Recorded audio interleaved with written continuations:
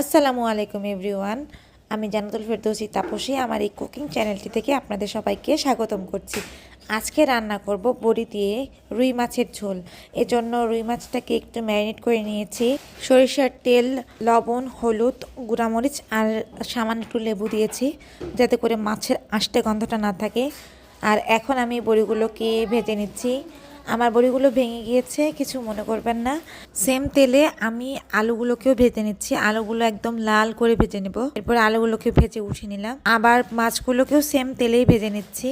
মাছগুলো ভেজে নিলে খেতে অনেকটা ভালো লাগে। আর মাছগুলো ভাঙেও না ঝোলের মধ্যে দিলে, এই জন্য মাছগুলোকে ভেজে নিয়েছি। মাছগুলো ভাজা হয়ে গেলে আমরা অন্য একটা পাত্রে উঠিয়ে নিব।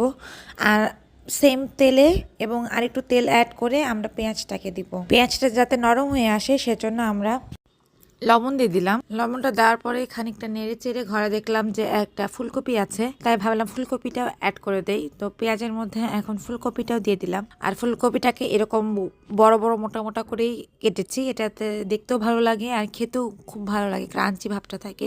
দেন আমি ফুলকপিগুলোকে হালকা একটু ভেজে নিয়ে ওর মধ্যে একটু সামান্য পানি দিলাম, মশলাও দিয়ে দিলাম। মশলার মধ্যে দিয়েছি পেঁয়াজ, আদা, রসুন, শুকনো মরিচ সব একসাথে বেটে নিয়েছিলাম একবারে। তো এখন আলুটাকেও অ্যাড করে দিলাম। তারপরে এটাকে খুব সুন্দরভাবে কষিয়ে নিব। কষিয়ে নেওয়া হয়ে গেলে আমরা এখানে হলুদের গুঁড়া, মরিচের গুঁড়া, জিরার গুঁড়া অ্যাড করে দেবো।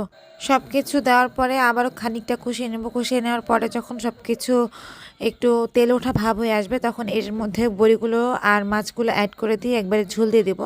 আর লাস্টে একটু ধনিয়া পাতা দিয়েছি।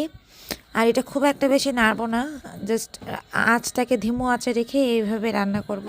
আর এটা 5 মিনিট লাগবে রান্না করতে।